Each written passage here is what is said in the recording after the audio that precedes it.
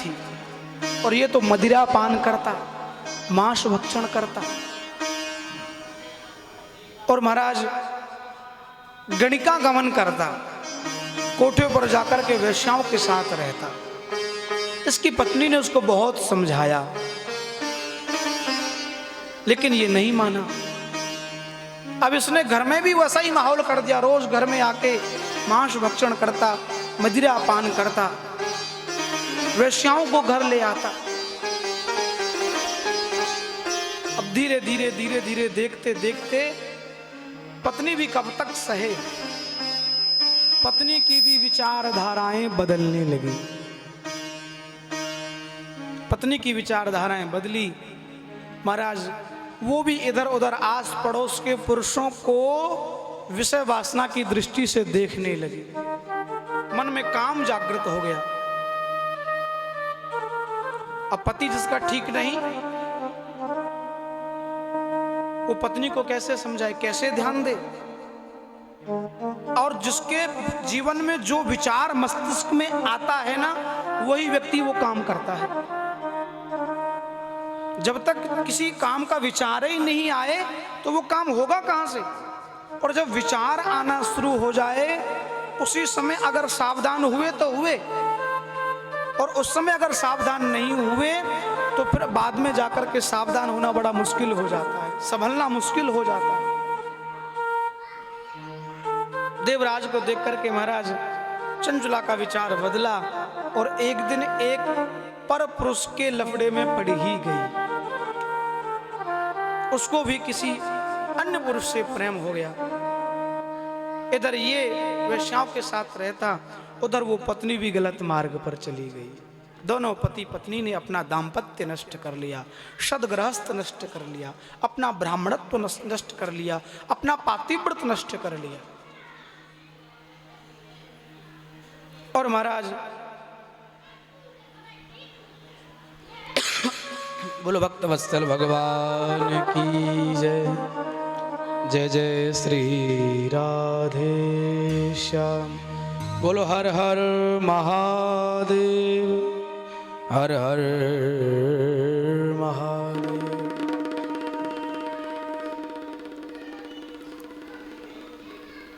घर से एक दिन निकल गया, पति पत्नी में झगड़ा हुआ, घर से निकला, और महाराज बाहर कहीं चला गया, यात्रा पर निकला, भूख से प्यास से बेचैन हुआ, और रात्रि काल में किसी शिवालय में रुका, वहां रात बिताई। और महाराज प्रातः काल देखा तो उस शिवालय में भगवान शंकर की कथा कोई ब्राह्मण कर रहा था। सोचा यहाँ तो प्रसाद भी है, खाने की भी व्यवस्था, रहने की भी व्यवस्था, तो वहीं रुक गया। रुका, दिन में कथा सुनी। यद्यपि मन नहीं था, क्योंकि मन तो सत्कर्म में लगता नहीं ना, मन तो विषयों में था। कथा सुन ली, खाने को भी बढ़िया मिला, 2-4 दिन वहीं पड़ा रहा। और महाराज 1 महीने की वो कथा रही, और पूरा महीना उस व्यक्ति ने वहीं बिता दिया, वहीं बीता। पूरी शिव पुराण गलती से सुन ली, शिव पुराण पूरी सुनी तो बुखार आ गया, ज्वर पीड़ित हो गया। ज्वर पीड़ित महाराज हुआ, और उस बुखार में ऐसा महाराज स्वास्थ्य खराब हुआ कि भगवान की दया से यमदूत लेने आ गए। अब जैसे यमदूत आए, यमदूतों ने उसको पकड़ा और यमलोक ले जाने के लिए उसी समय भगवान शंकर के गण भी वहां उपस्थित हो गए। गणों ने कहा यमदूतों से, आप इस ब्राह्मण को कहां ले जा रहे हो? बोले महाराज ये ब्राह्मण तो है, लेकिन बहुत बड़ा पापी है, इसके जीवन में ऐसा कोई पाप नहीं जो उसने नहीं किया हो, ऐसी कोई अभक्ष्य वस्तु नहीं जो उसने नहीं खाई हो, ना खाने योग्य वस्तुओं को भी इसने खाया, ना पीने योग्य वस्तुओं को भी इसने पिया, ना करने वाले पापों को भी इसने किया, महाराज नरक जाएगा। शिवगण बोले अरे बाबरो, तुम्हें मालूम नहीं है, ये 1 महीने से शिव पुराण की कथा सुन रहा है, और आपको शिव पुराण की महत्वता नहीं मालूम। गलती से भी अनजाने में कोई शिव पुराण की कथा सुन ले तो भगवान शिव उसे प्रसन्न होकर के कैलाश का वास प्रदान कर देते हैं। इतनी शिव पुराण की महाराज कथा बड़ी सुंदर है, अलौकिक दिव्य कथा है। और यमदूतों को वहां से महाराज भगा दिया और शिव के गण उस महाराज देवराज नाम के ब्राह्मण को कैलाश पर्वत पर ले गए और भगवान के गणों में साबित कर दिया है। बोलो भक्त वत्सल भगवान की जय, शिव महापुराण की जय, हर हर महादेव। ऐसा ही एक और प्रसंग श्रवण कराया। सूत जी महाराज कहते हैं, ऋषियों, एक बिंदुक नाम का ब्राह्मण था। ये भी बड़ा अपराधी रहा, बड़ा पापी रहा और इसने भी अपने जीवन में खूब पाप किए। इसकी पत्नी भी महाराज इसको देख करके गलत मार्ग पर गई। इसने पाप कर्म करते करते महाराज अपना प्राण त्याग दिए। और जो पाप कर्म करके मरता है वो कहां जाता है? वो न स्वर्ग जाता न नरक जाता, वो प्रेत बन जाता है। और प्रेत बन करके फिर वो अपने पापों को भोगता है। प्रेत का शरीर सूक्ष्म होता है, हम आप सबको दिखाई नहीं दे सकता, लेकिन उस प्रेत आत्मा के उस सूक्ष्म शरीर को सर्दी भी लगती है, गर्मी भी लगती है और भूख भी लगती है, लेकिन वो बोल भी नहीं सकता, किसी से कह भी नहीं सकता। फिर वो भटकता है जब तक कोई उसके निमित्त कोई सत्कर्म नहीं कराए, जब तक उसको किसी सत्कर्म की प्राप्ति ना हो, तब तक वो प्रेत आत्मा भटकती ही रहती है। इसलिए महापुरुष कहते हैं कि भैया पाप कर्म से डरो, जितना हो जाए अपराधों से बचो, पापों से बचो। क्यों? क्योंकि पाप कर्म करने वाला प्रेत बनेगा। नरक जाकर के एक सीमा निश्चित की जाती है कि नरक में तो इतने दिन उसको जाना है, फिर वापस आ जाना है। नरक की यातना भोग के तो वापसी है, प्रेत योनि से महाराज हाल ही हाल वापसी नहीं होती है। प्रेत हो गया। पत्नी यद्यपि गलत मार्ग पर चल रही थी, एक दिन उसके पीहर वाले, उसके भाई बंधु किसी तीर्थ यात्रा पर जा रहे थे और महाराज ये भी अपने भाई बंधुओं के साथ में और तीर्थ यात्रा पर चली गई। गोकर्ण क्षेत्र में पहुंची, जिसको प्रयागराज कहा जाता है। और वहां पहुंच करके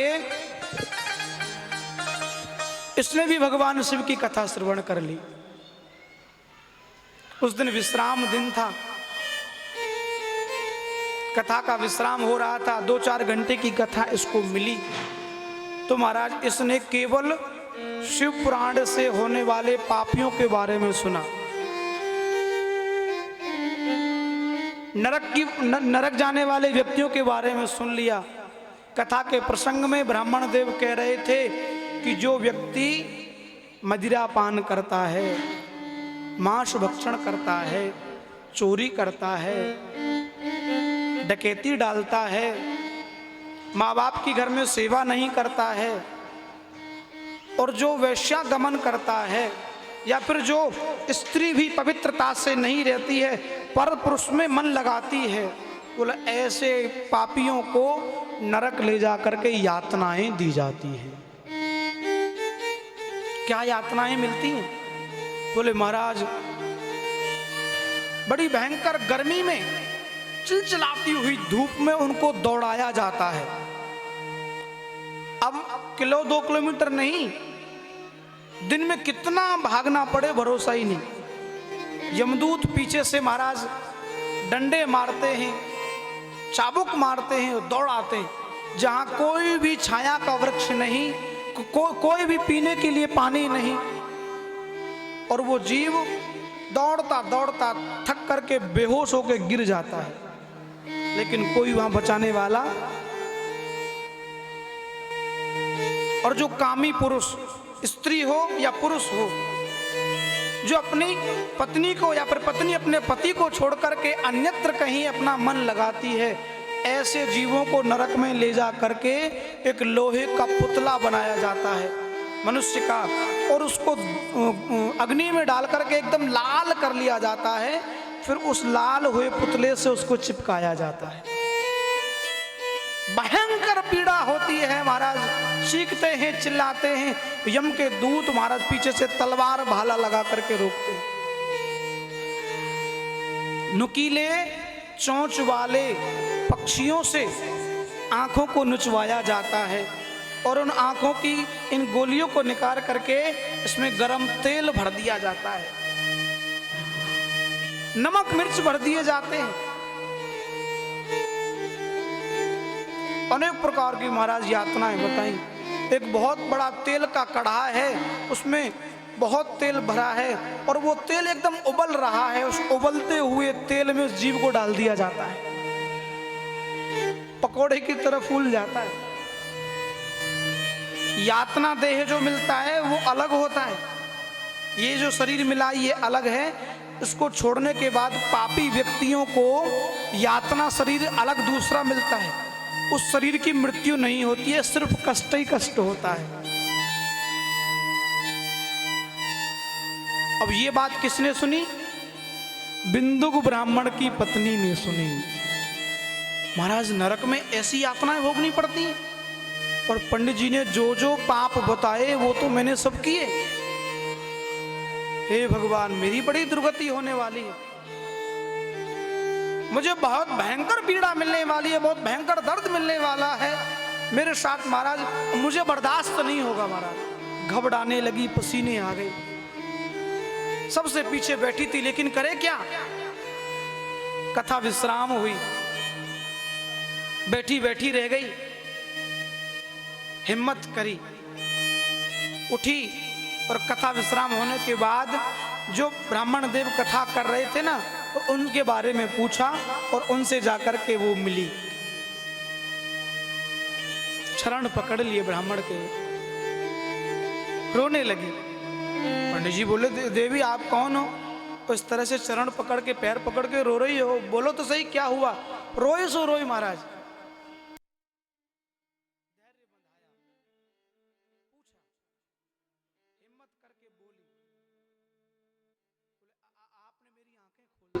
आज अगर मैं ये कथा सुनने नहीं आई होती तो महाराज मुझे नरक की सारी यातनाएं भोगनी पड़ती, और आज अपने किए हुए सारे पापों को गुरु समझ करके ब्राह्मण के सामने रख दिया, स्पष्ट कर दिया बिल्कुल।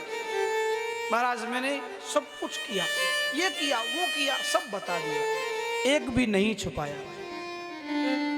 और कहा कि प्रभु आप मेरे गुरु हो, मैं आपको गुरु मानती हूँ। हे ब्राह्मण देव, मेरे कल्याण का कोई साधन बताओ, मैं नरक जाना नहीं चाहती, मुझे उस नरक की भयंकर यातनाओं से आप ही बता सकते हो गुरुदेव।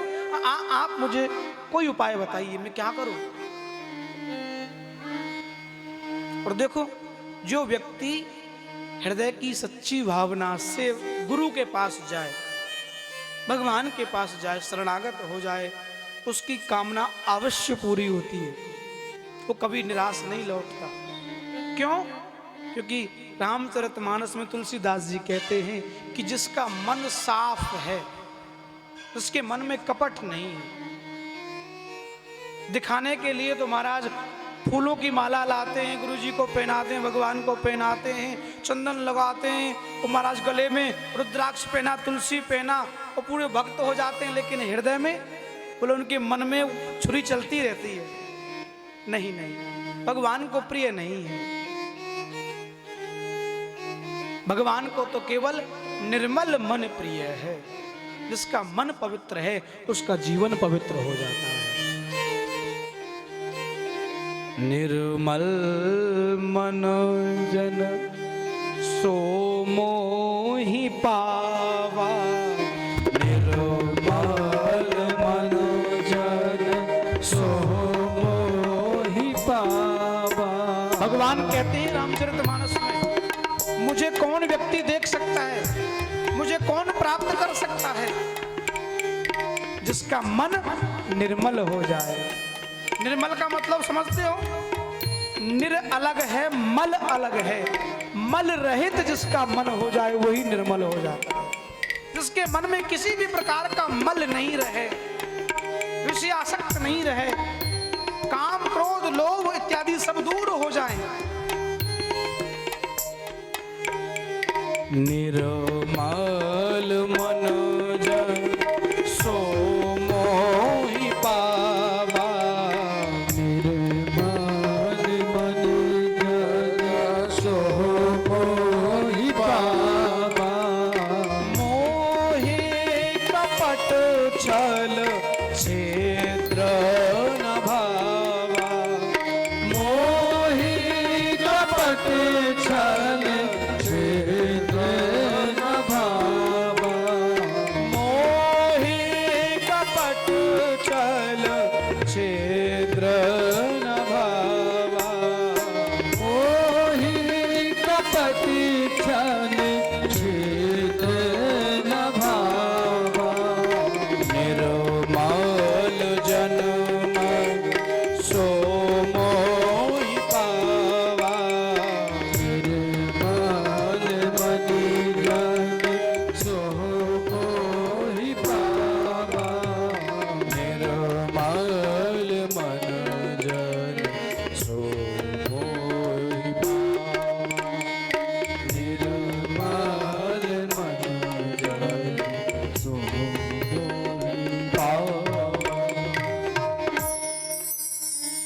प्रयास करो कि आप जैसे हो। देखो,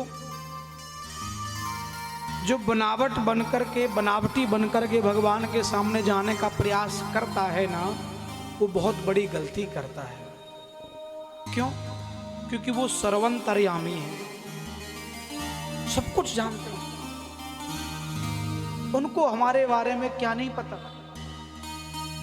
लेकिन फिर भी हम बुराइयों को छुपा करके और जो अच्छाइयां हम में हैं भी नहीं, उनको ज्यादा दिखाने का प्रयास करते हैं। कारण उसका परिणाम क्या होता है? गए भी, पूजा भी की, दान भी किया, कथा भी सुनी, प्रसाद भी लिया, फल जब मिला तो जीरो। फल मिला तो फिर क्या कहते हैं? अरे साहब, हमने तो बहुत कथाएं सुनी, बड़े बड़े हमने तो महाराज खूब यज्ञों में भाग लिया, पर लेकिन जहां थे वही हैं। क्या आप कह सकते हो कि श्री रामचरितमानस में गलत लिखा है? रामचरितमानस गलत हो सकती है? श्रीमद् भागवत महापुराण गलत हो सकती है? गीता गलत हो सकती है? शिव महापुराण गलत हो सकती है? जब स्पष्ट लिखा है तो वो प्राप्त भी हो सकता है, वो सिद्ध ही हो सकता है, बशर्ते हमें उस क्रिया को अभी अच्छे से करना नहीं आता। इसलिए प्रयास कीजिए कि अपने मन के सारे मैलों को धोकर पवित्र एकदम होकर के तब भगवान की कथा में बैठे। जैसे चंचुला ने किया, छिपाया नहीं, ब्राह्मण से गुरु मान लिया कि आज से आपको मैं गुरु मानती हूं, और गुरु मान करके महाराज मैं अपने सारे पाप आपके सामने स्वीकार करती हूं और आपके चरणों में न्योछावर करती हूं। अब मुझे मेरी मुक्ति का साधन बताओ। और यही सच्चे सच की पहचान है। गुरु से कपट, मित्र से चोरी। मित्र कहकर के उसके साथ चोरी चकारी करी, उसके साथ छुपाव किया, तो वो मित्र नहीं हो सकता। और गुरु बना करके गुरु के साथ कपट किया तो महाराज वो शिष्य नहीं हो सकता। ब्राह्मण देव प्रसन्न हो गए, और कहा, देवी मैं कल से आपको शिव महापुराण की कथा सुनाऊंगा। मन लगा करके सावधान होकर के कथा सुनना, मन को भगवान शंकर के चरणों में लगा देना 9 दिन के लिए। भूल जाना तुम्हारे जीवन में जो कुछ हुआ, और अब सिर्फ 9 दिन के लिए भगवान भोलेनाथ की हो जाना। और अपने अगर मन लगा करके शिव पुराण की कथा को सुन लिया ना देवी, तो भगवान जल्दी आपके ऊपर कृपा करेंगे, शीघ्र आपके ऊपर प्रसन्न हो जाएंगे। और गुरु के वचन में दृढ़ विश्वास हो गया। एक आशा की किरण जीवन में जाग गई। और देखो, जिसको गुरु के वचनों पर भरोसा ही नहीं, वो चाहे 9 दिन की तो क्या 900 वर्ष की कथा सुन ले, कुछ नहीं होने वाला। पहले गुरु वचनों में दृढ़ विश्वास हमें होना चाहिए। चंचुला को हुआ, महाराज अगले दिन से ही कथा सुननी प्रारंभ कर दी।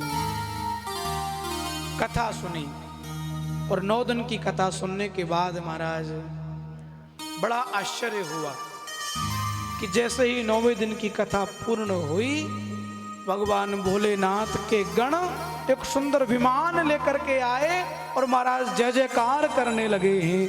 बोलो हर हर महादेव, ओम नमः शिवाय के मंत्र की धुन कान में पड़ने लगी। हर हर महादेव के जयकारे लगने लगे, ढोल नगाड़े बजने लगे। चंचुला ने देखा, ब्राह्मण ने देखा महाराज, तो साक्षात शिव के गण पृथ्वी पर उतरे और उस चंचला को विमान में बैठा करके और सीधे कैलाश पर्वत की तरफ ले गए और जाकर के मां पार्वती के सामने प्रस्तुत कर दिया है। और मां पार्वती ने चंचुला को देखा, चंचुला ने चरणों में प्रणाम किया, चरण पकड़ लिए। पार्वती मैया ने आशीर्वाद दिया और अपनी सखी सहचरियों में उसको शामिल कर लिया है कि चंचला, आज से तू मेरी सखी बनकर के कैलाश पर निवास करेगी। पर पुरुष गामी, चोरी डकैती करने वाली चंचुला और महाराज केवल और केवल 9 दिवसीय इस शिव महापुराण को सुन करके मां पार्वती की सखी बन गई। ऐसा हमारा शिव पुराण का सुंदर वर्णन है, शिव पुराण की महिमा है। आशुतोष भगवान हैं, सब कुछ देने वाले हैं, इसलिए मैं प्रयास करूंगा आपको बहुत अच्छी तरह से सुनाने का, लेकिन आपका भी फर्ज बनता है कि मन लगा करके कथा को सुनना, ध्यान से सुनना। और 9 दिन के जो नियम है वो अभी थोड़ी देर में यहां से हम बताएंगे। उन 9 दिनों के नियमों का पालन करना, भगवान जरूर आपके ऊपर प्रसन्न होंगे और आपकी जो भी कामना है वो जरूर शीघ्र ही पूर्ण होगी। आइए एक सुंदर हाजरी भोलेनाथ के चरणों में। कुछ मैयाओं को आलस्य आ रहा है, हा? पैर उधर उधर खिसका रही हैं बार बार, बोलो राधे राधे।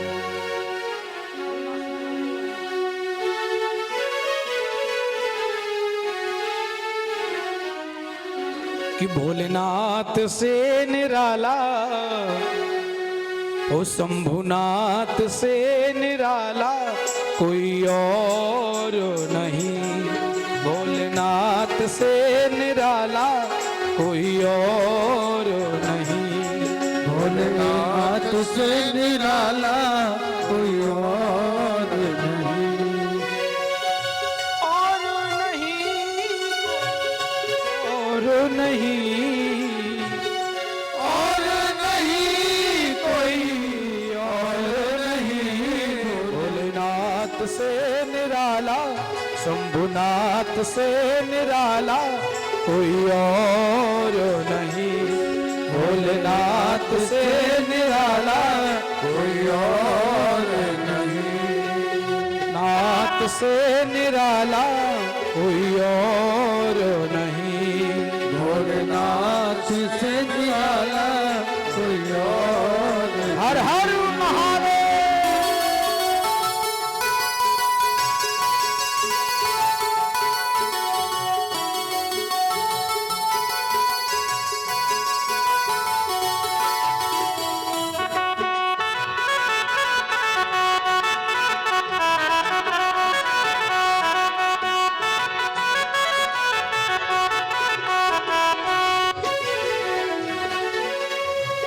जिनका डमरू डम डम बोले अगम निगम के भेद ये खोले।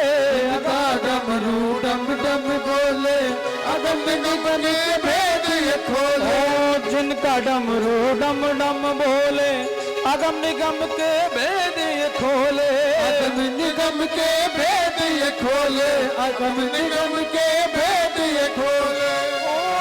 ऐसा डमरू बजाने वाला और नहीं। ऐसा डमरू बजाने वाला और नहीं। भोलेनाथ से निराला शंभुनाथ से निराला कोई और नहीं।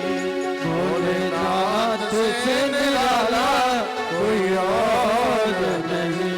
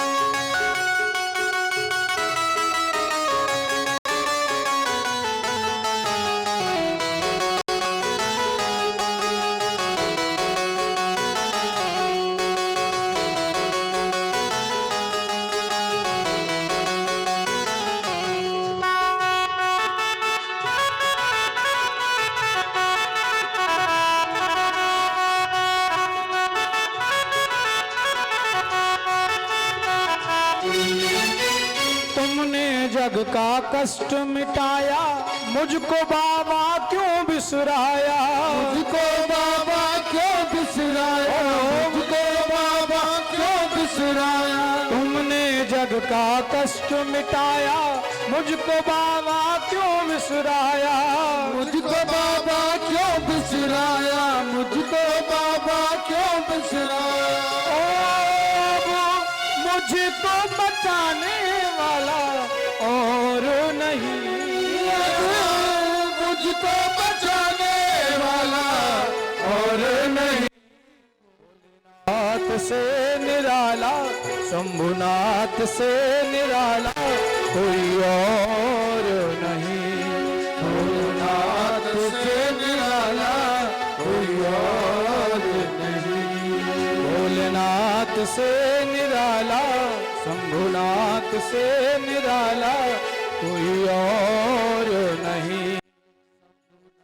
से निराला कोई और नहीं।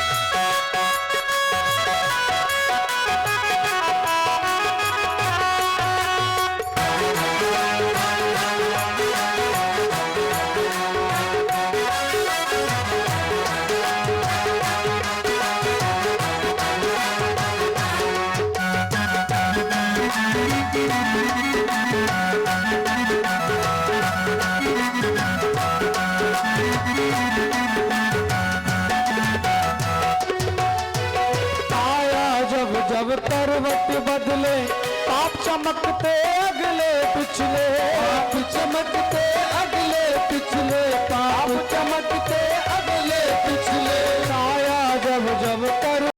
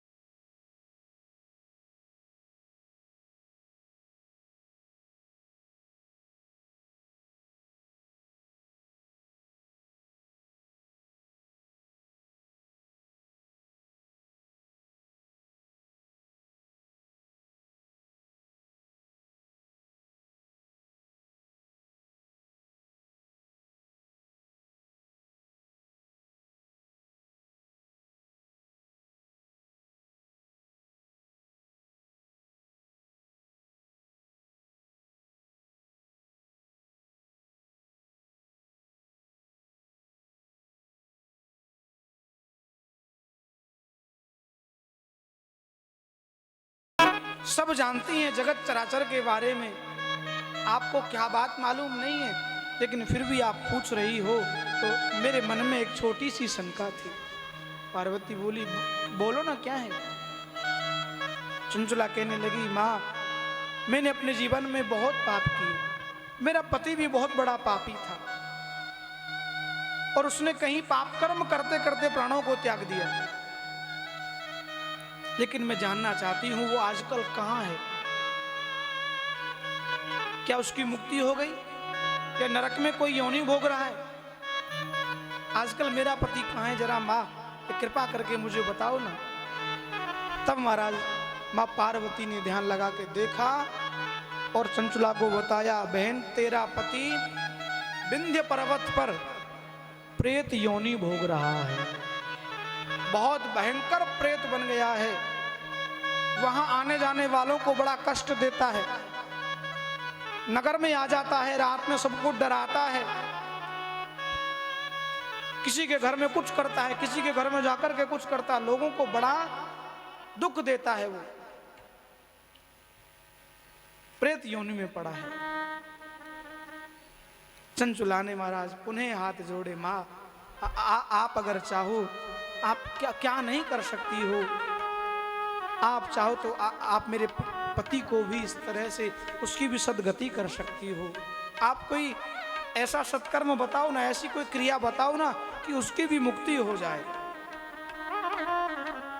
माँ पार्वती रीझ गई, प्रसन्न हो गई चंचला की भक्ति पर, चंचला की सरलता पर।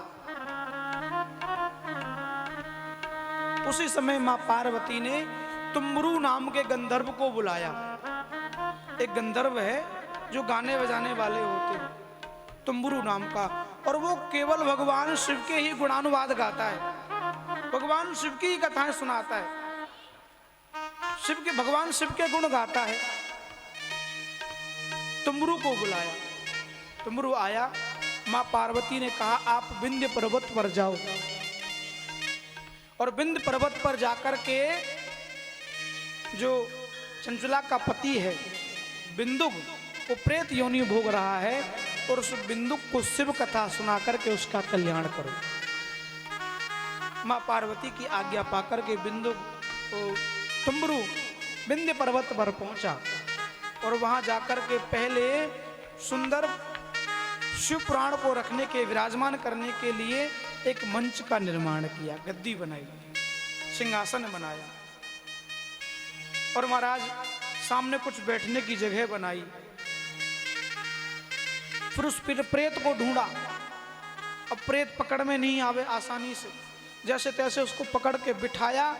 अब प्रेत योनि में कौन सी कथा सुन सकता है, वो इतने पाप अधर्म किए थे उसने, बार बार भागने लगे। तुम्बरू जी महाराज ने उनको वहां बांधा, प्रेत को बांध करके और जबरदस्ती कथा सुनाई।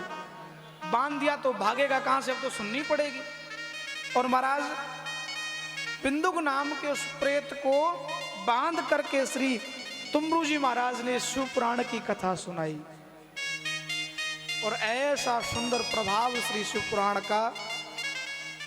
सुनना नहीं चाहता था, 2 दिन तो खूब मक्कारी करी, लेकिन 2 दिन की कथा जब सुन ली ना, फिर मन थोड़ा शांत होने लगा, धीरे धीरे शांति मिलने लगी, और धीरे धीरे रोज थोड़ी शांति मिलती, रोज थोड़ी शांति मिलती। और 9वें दिन तो महाराज पूर्ण समर्पण बिंदुक ने भगवान शंकर के चरणों में कर ही दिया। और जैसे ही पूर्ण समर्पण हुआ, इधर कथा का भी विश्राम हो गया, सो महाराज शिव के गण प्रकट हो गए, और तुम्बरू को भी और महाराज बिंदुक को भी सबको बिठा करके विमान में और सीधे भगवान के कैलाश को ले गए हैं।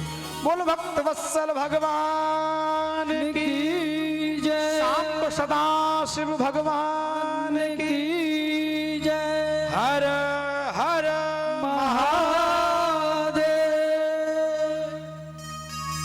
ऐसी पावन शिव पुराण की कथा है। महाराज अपने जीवन में कोई कितना भी कामी रहा, कितना भी लंपट रहा, चोर रहा, डकैत रहा, भक्ष अभक्ष सब कुछ उसने खाया, जानबूझ करके नहीं अनजाने में खाया, या फिर कोई अपराध पाप अनजाने में भी बना, वो भगवान शिव की कथा सुन ले, शिव महापुराण को जीवन में धारण कर ले, तो महाराज भगवान शिव से प्रसन्न होकर के अपने गणों में शामिल कर लेते। ये शिव पुराण की महिमा है। इधर महाराज यही कथाएं सूत जी महाराज ने ऋषियों को बताई शिव महापुराण की महिमा बताने के लिए। तो श्री सोनक जी महाराज ने पूछ लिया, प्रभु अगर कोई अपने घर पर करावे, किसी के मन में, किसी भक्त के मन में इच्छा जागृत हो कि कभी भोलेनाथ हमारे जीवन में कृपा करें, हमारे बच्चों पर कृपा करें, हम पर करें, कि हमारे भी द्वारा हमारे प्रांगण में या फिर कहीं भी तीर्थ में, देवालय में हमारे द्वारा कथा हो, तो महाराज उसका नियम क्या है, किस विधि से वो कथा करानी चाहिए, ये तो बताओ। श्री सूत जी महाराज ने तब बताया कि महाराज सबसे पहले जब भी कथा कराने का मन बने, किसी श्रेष्ठ ब्राह्मण से कथा का मुहूर्त निश्चित करावे। क्यों? क्योंकि अच्छे शुभ लग्न घड़ी में किया हुआ कार्य अनंत गुना फल प्रदान करता है। बढ़िया मुहूर्त में कथा का समय निश्चित करावे कि फलाने दिन फलाने मुहूर्त से कथा प्रारंभ होगी, और जब मुहूर्त निश्चित हो जाए तभी से कथा का प्रचार प्रसार चालू कर दें, शुरू कर दें। अपने नाते रिश्तेदारों को बताएं, अपने जानने वालों को बताएं, सगे संबंधियों को बताएं। जिस स्थान पर कथा होगी वहां भी आसपास के इलाकों में उस कथा का प्रचार प्रसार जरूर करें। क्यों? क्योंकि ये एक ऐसा विशाल महायज्ञ है, इस विशाल महायज्ञ में सबका भला होना चाहिए। देखो भगवान कृपा सबके ऊपर नहीं करते, और ये जो कृपा है ये धन से नहीं होती। आप सोच रहे हो कि धनवान लोग ही कथा करा सकते, नहीं भैया, बड़े बड़े करोड़पति बैठे, और कई बार तो ऐसा भी होता है कि मन हो कथा कराने का, धन भी हो, फिर भी नहीं हो पाती। क्यों? क्योंकि धन में अपवित्रता होती है। धन में क्या होती है? अपवित्रता, वो धन शुद्ध नहीं होता। ऐसे महापुराणों की कथा में, यज्ञ में, सत्कर्म में, मंदिर की पूजा पाठ, निर्माण, भंडारे में, जन्माष्टमी, शिवरात्रि इत्यादि के बड़े विशाल महा आयोजनों में उन्हीं का धन लगता है जिनका धन पवित्र होता है। और भगवान कृपा करें तभी यह संभव हो पाता है। लेकिन अब जिस पर कृपा हुई उसको भी अपना मन विशाल कर लेना चाहिए कि महाराज मेरे ऊपर कृपा हो रही है तो मैं चाहता हूं कि मुझसे जुड़े हुए जितने भी व्यक्ति हैं सबके ऊपर भोलेनाथ कृपा करें, सब लोग कथा सुनने आए, सबका कल्याण हो, सब शिव पूजा करें, शिव अर्चना करें, वंदना करें और शिव महिमा को जाने। ऐसा मन में भाव रख के ज्यादा प्रचार करोगे तो श्रोता ज्यादा आएंगे और सब लोगों का कल्याण होगा और उनका फल कराने वाले को भी प्राप्त होता है। इसलिए खूब प्रचार प्रसार करें। और महाराज कहा है कि विवाहे यादृशम वित्तम तादृशम कार्य में वही, जैसे विवाह की तैयारियां की जाती हैं, ये बात हम अपनी तरफ से नहीं कह रहे, ये बात भागवत में, शिव महापुराण में स्पष्ट लिखा है कि विवाहे यादृशम चित्तम तादृशम कार्य में वही, कि जैसे विवाह की तैयारियां, विवाह की आयोजना बनाई जाती हैं और विवाह जैसे पेटी का किया जाता है, उसी प्रकार से इस यज्ञ को संपूर्ण करें। श्रोताओं के लिए बैठने की व्यवस्था, प्रसाद की व्यवस्था, कीर्तनकारों की व्यवस्था, और जो अतिथि दूर से आमे वापस जाने में असमर्थ हों उनके रुकने की भी व्यवस्था। कोई अनजान व्यक्ति आकर के रुक जाए कहने लगे महाराज भोजन की व्यवस्था, तो उसके भोजन की भी व्यवस्था, सबकी व्यवस्था, सबसे प्रसन्नता से रहें और मन में लोभ, मोह, कपट, ईर्ष्या बिल्कुल भी 9 दिन तक नहीं लावे। और महाराज देवताओं का पूजन करें, शिवलिंग का पूजन करें, रुद्राभिषेक करें, ब्राह्मणों को बैठा करके पूजा पाठ जप कराएं, समय से कथा सुनने बैठे, समय से कथा को विश्राम कराएं, पूरी कथा को मन लगा करके सुने। ऐसा नहीं कि आयोजन करता व्यवस्थाएं करते घूम रहे हैं, इधर पंडित जी कथा कह रहे हैं और इधर वो जो है क्या है पीछे केले गिनवा रहे हैं, महाराज बैठवाने हैं। उसके लिए अलग व्यवस्था होनी चाहिए, पूरी कथा यजमान सुने तभी कल्याण है। और महाराज श्रेष्ठ वक्ता नियुक्त करना चाहिए। मैं क्षमा चाहूंगा कि मुझे अपने ही लोगों के बारे में थोड़ा कुछ बोलना पड़ता है कभी कभी। कथाकार बहुत हो गए आजकल, तो जो वर्ण व्यवस्था है वो भी खत्म होती जा रही है।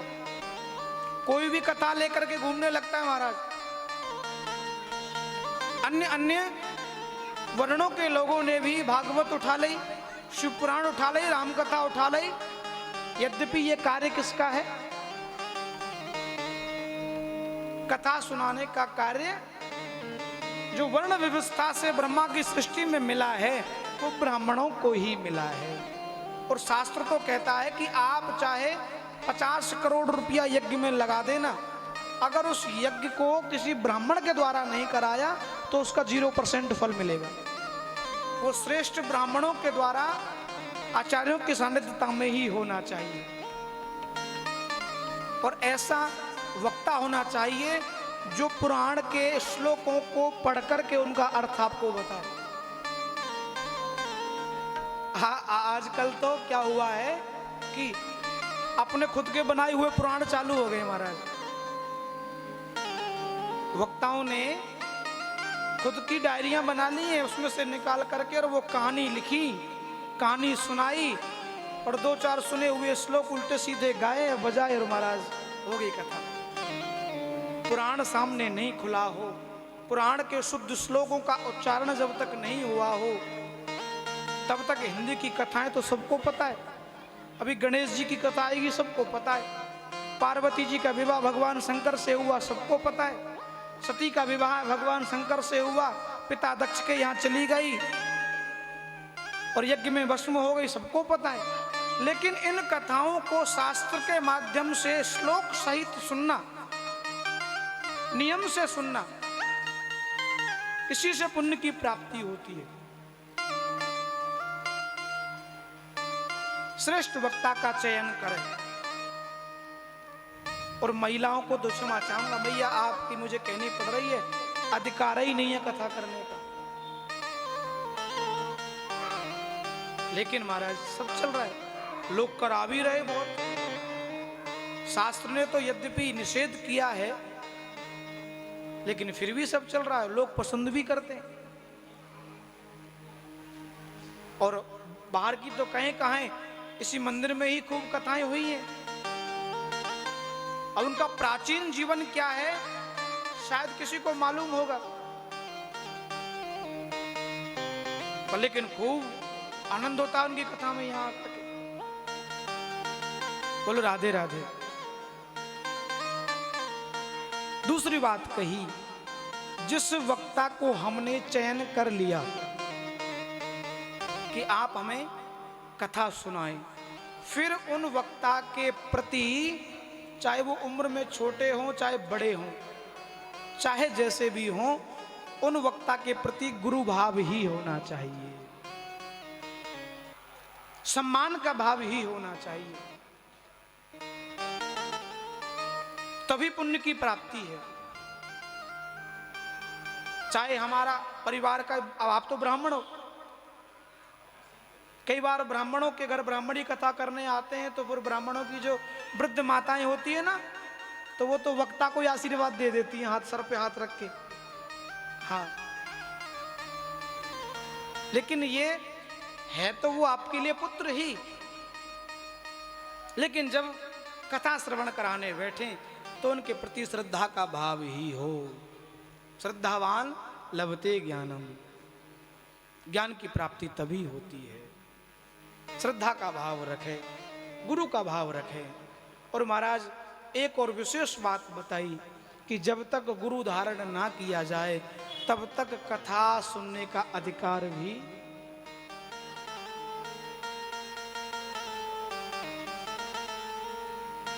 नहीं है। तो इसलिए प्रयास करो कि एक श्रेष्ठ गुरु बनाओ। गुरु जीवन में बहुत जरूरी है। आगे इसकी महिमा आपको विस्तार से बताएंगे। आज तो समय बहुत ही कम मिला है, तो महात्म्य भी हम जल्दी जल्दी से करना पड़ा।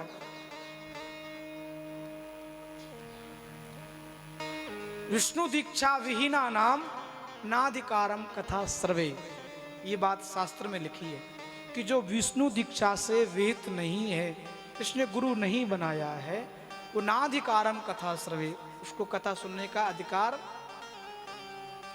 जैसे वेद पढ़ने के लिए यज्ञोपवीत संस्कार होना अति आवश्यक है। चाहे ब्राह्मण 80 वर्ष का हो जाए, अगर उसका यज्ञोपवीत संस्कार नहीं हुआ, जो जनेऊ जिसको हम बोलते हैं, अगर वो संस्कार नहीं हुआ तो उसको वेद पढ़ने का अधिकार नहीं है। वेद पढ़ने का अधिकार महाराज तभी प्राप्त होता है जब उसका यज्ञोपवीत संस्कार हो जाए। उसी तरह विष्णु दीक्षा प्राप्त होने के बाद ही कथा सुनने का फल प्राप्त होता है, अधिकार प्राप्त होता है। इसलिए श्रेष्ठ गुरु की शरणागति करके गुरु धारण करें, गुरु में श्रद्धा रखें और गुरु जी के बताए हुए मार्ग पर भी चलें। 9 दिवसीय जो नियम है उनको ध्यान से सुनेंगे। प्रयास करें तो जमीन पर सोएं 9 दिन तक।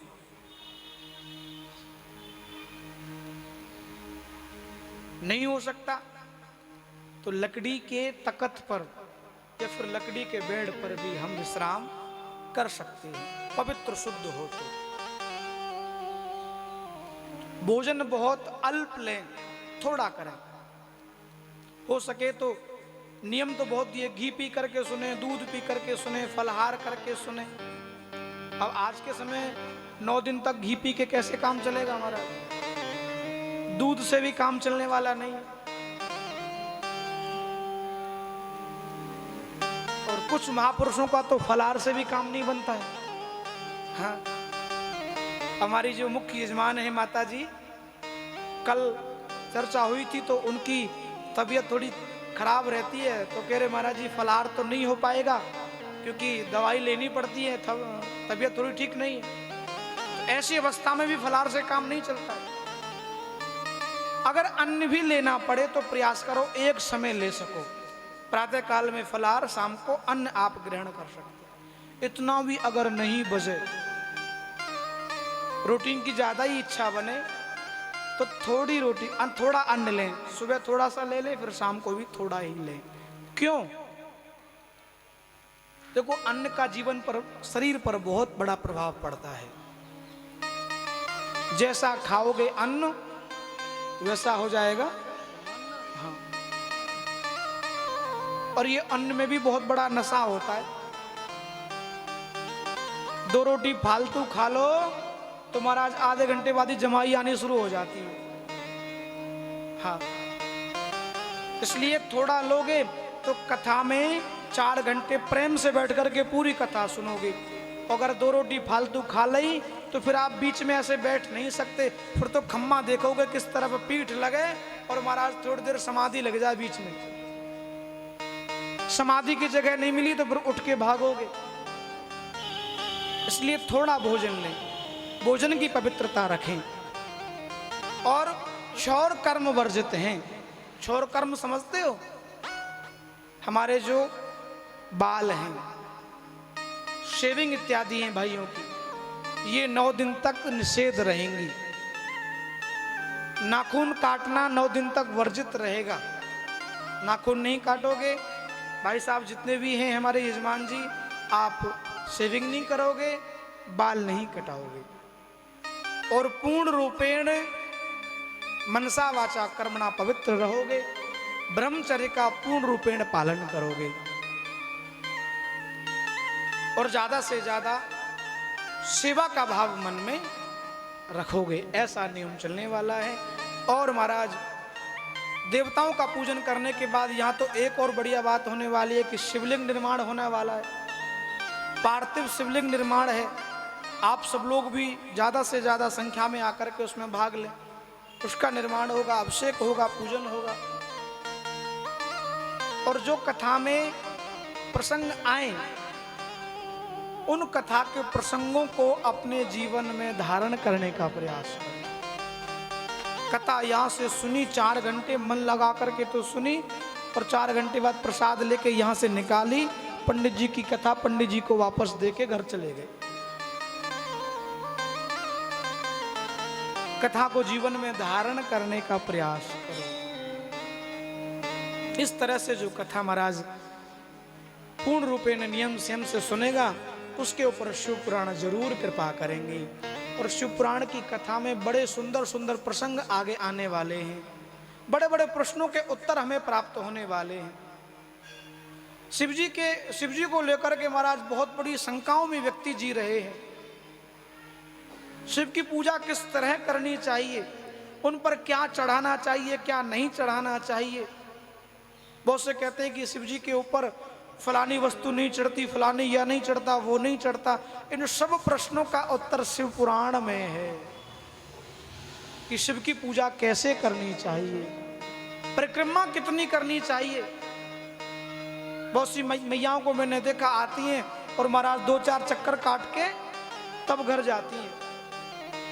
शिव की परिक्रमा कितनी होती है, कौन सा पुष्प भगवान शिव पर चढ़ाया जाता है, कौन से पुष्प से भगवान जल्दी प्रसन्न हो जाते हैं। और भगवान शंकर के प्रसाद को लेकर के भी बड़ी महाराज शंकाएं रहती हैं। बहुत से लोग तो शिव जी का प्रसाद लेने में संकोच करते हैं। उस प्रसाद की भी व्यवस्था यहाँ बताई जाएगी।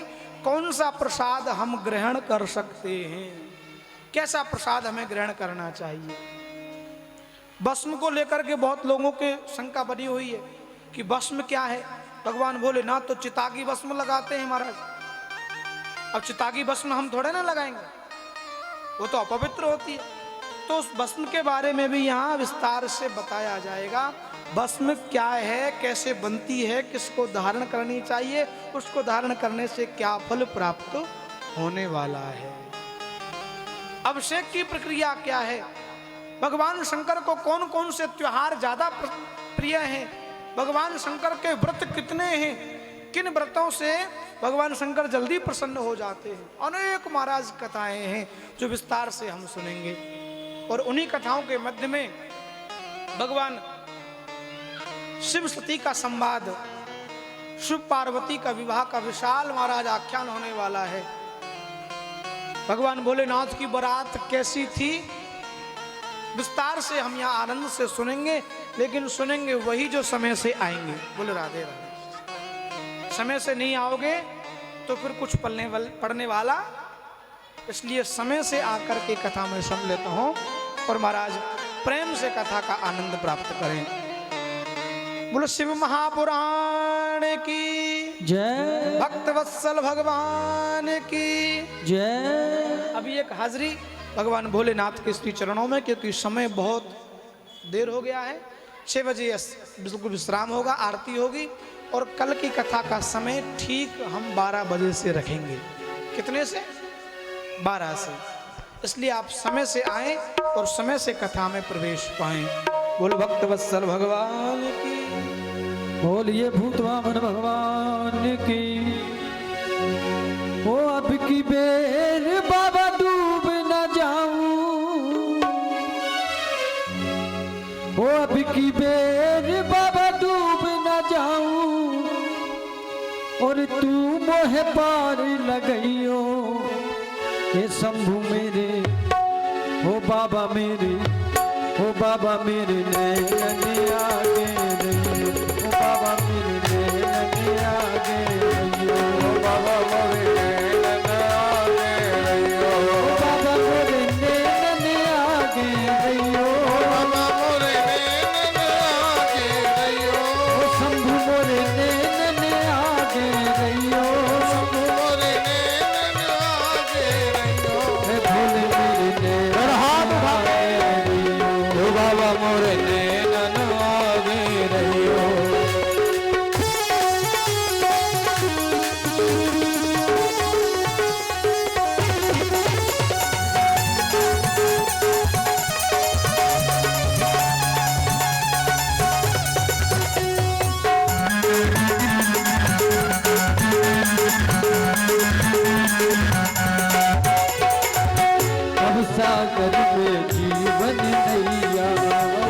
सागर में जीवन नैया, कोई नहीं है मेरा खिवैया, कोई नहीं है मेरा खिवैया। भव सागर में जीवन नैया, भव सागर में जीवन नैया, कोई नहीं है मेरा खिवैया, कोई नहीं है मेरा खिवैया। अब की बेद प्रभु डूब न जाऊं, अब की बेल प्रभु डूब न जाओ, अब की बेद बाबा डूब न जाऊं, तुम मोह पार लगइयो बाबा मोरे भोले मोरे शंभु मोरे नैन आगे रहियो, ओ बाबा मेरे नैनन आगे रहियो, बाबा मोरे नैन आगे रहियो। ओ भोले मेरे नैनन आगे रहियो।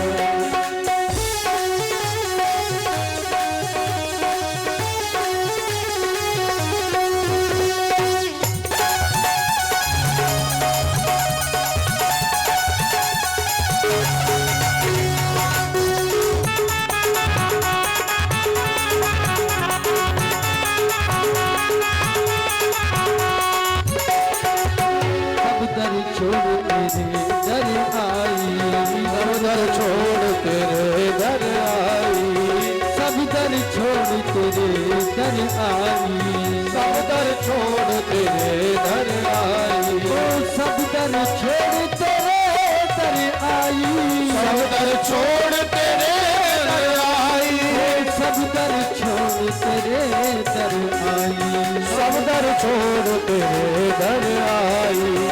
शरण पड़े की लाज रखो प्रभु, शरण पड़े की लाज रखो हरि, शरण पड़े की लाज रखो बाबा, तू मेरे सन्मुख रहियो रे बाबा मेरे, हे शंभु मोरे हे भोले मोरे नैन आगे रहियो, मेरे नैनन आगे रहियो, हे बाबा मेरे नैन आगे रहियो, बाबा मोरे नैनन आगे रहियो, बाबा मोरे नैन आगे रहियो। भोले मेरे नैनन आगे रहियो। ओ मरती बेर प्रभु पीठ दिखावे, हरि बेर जग पीठ दिखावे, कोई ना काऊ के संग में जावे, कोई ना काऊ के संग में जावे, मरती बेर प्रभु पीठ दिखावे, हरि बेर जग पीठ दिखावे, कोई ना काऊ के संग में जावे, कोई ना काऊ के संग में जावे, ओ कोई ना काऊ के संग में जावे, कोई ना काऊ के संग में जावे। ओ रुक रुक प्राण कंठ जब आवे, रुक प्राण कंठ जब आवे, रुक रुक प्राण कंठ जब आवे, रुक प्राण कंठ जब आवे, तू मोरे सन्मुख रहियो रे भोले मोरे, रे बाबा मोरे ओ शंभु मोरे नैन आगे रहियो, ओ भोले मेरे संग आगे रहियो, बाबा मोरे नैन आगे रहियो, बाबा मोरे नैनन आगे रहियो, मोरे नैन आगे रहियो। ओ भोले मेरे नैनन आगे रहियो। तो आइए सभी मीठी मीठी तालियों की सेवा देते हुए और सभी महामंत्र का जाप करेंगे मेरे साथ में।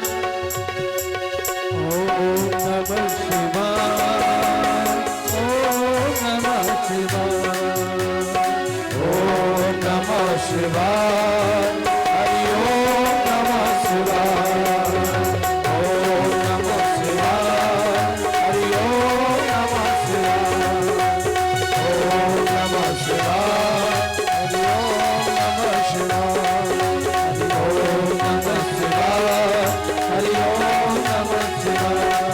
हरि ओम नमः शिवाय, हरि ओम नमः शिवाय, हरि ओम नमः शिवाय, हरि